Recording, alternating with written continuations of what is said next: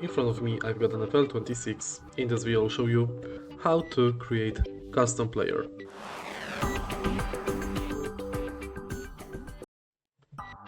In the beginning, in Creation Center, let's go to Players and Uniforms.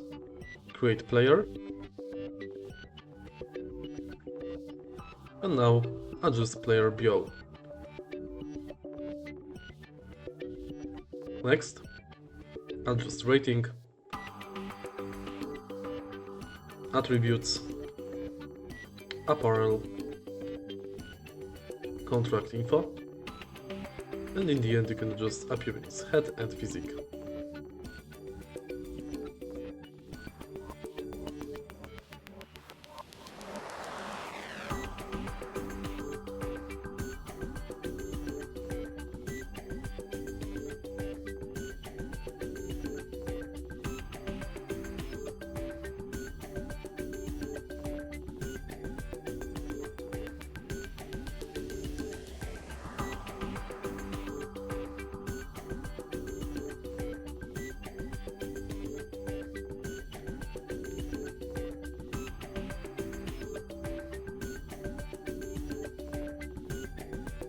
Go back, save changes, and it's done.